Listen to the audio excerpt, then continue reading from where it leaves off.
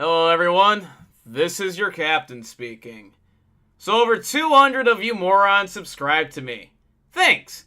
Here's part 2 of the cult classic, My First Girlfriend, the story of love, lies, and Gaia fucking online. So where I left off, Pine, Lavender, and New Car Smell all broke up with me. I'm just sitting there listening to Dance Floor Anthem by Good Charlotte over and over again. I'm not sure if that was the actual song I was listening to, but it follows the narrative rather well. In fact, I'd probably just end up putting it as background music for this video, just for the aesthetics. Unless it gets copyright claimed, then I'll re-upload it without the music. Because, fuck me. So there I am, sitting in front of my laptop, being sad and shit, playing most likely blackjack with my only friend, Mr. Blonde Hair Boy, when all of a sudden, I received a private message from Pine. And it goes something like this. Hey, ... I just want you to know that I still like you. And I'm sorry for putting you through all of this.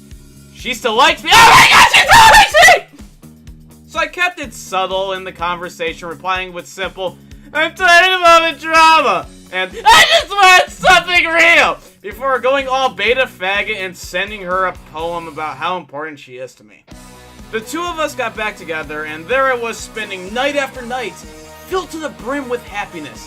Lavender and New Car Smell showed up again, but as quote-unquote friends this time.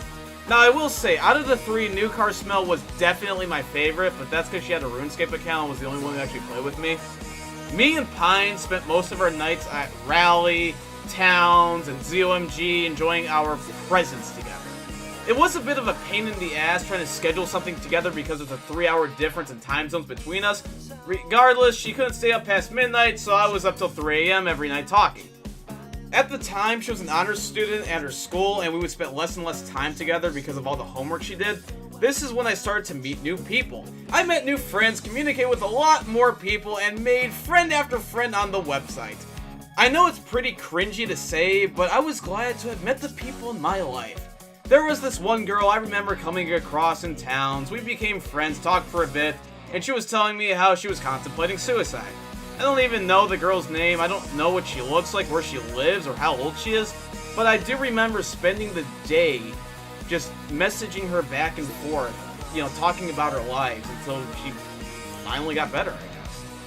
There was this one guy I was friends with for Gaia for years, and he'd always come to me for relationship advice, which made no fucking sense because I was the most autistic fuckbag in my entire school. He'd always ask me how to get a girl, and I didn't have a fucking clue, so I'd say, hey, you should try dressing like this, or you should listen to this music, or, go gay, it's easier than being straight.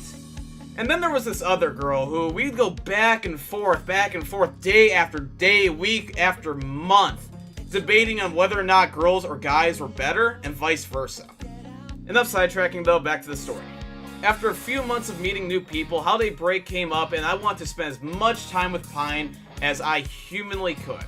We would talk and hang out again, but the biggest difference now compared to before is I'd normally have another friend or so hanging out with us. They either join the room I'm in, the rally, hang out with us on Zom, Towns, whatever. And, it wasn't really more of a date, it was more of just friends hanging out. She got really fucking pissed about this, and instead of saying something like, hey, I just want to be us two right now, or hey, I want this to be a date, not a hangout session, she played the victim card, and kept drilling into my head that I was cheating on her, that I had feelings for other people, that I didn't care about her, that I was looking for an excuse to get rid of her, yada yada yada. There was a fun game she liked to play at this time called Do What I Say or I'm Breaking Up With You. It started off simple with, talk to me now or I'm breaking up with you! And then it turned into something like, buy me in-game stuff with real money or I'm breaking up with you! And then it ended up being, give me the password to your account or I'm breaking up with you! The smart person would say fuck off, but alas, I am no smart person. I forced myself to stay awake and procrastinate on homework to hang out with her. I spent what little money I had on gifts for her. I gave her the password to my account and she deleted almost every friend on my friends list. I did all of this because I loved her and I wanted her to be happy. The one thing that really started to bother me was her desire for sex. She always She always talked about wanting to roleplay, to send naked pictures to each other, and to start acting dirty in private messages.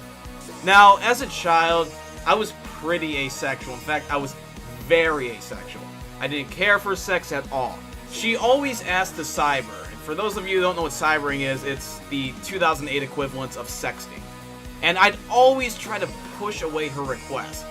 Now, I was asexual mainly due to persuasion. I had the idea drilled in the back of my head that if you were under the age of 18, if you had sex, watched porn, or did anything explicit like that, you were going to jail no matter what.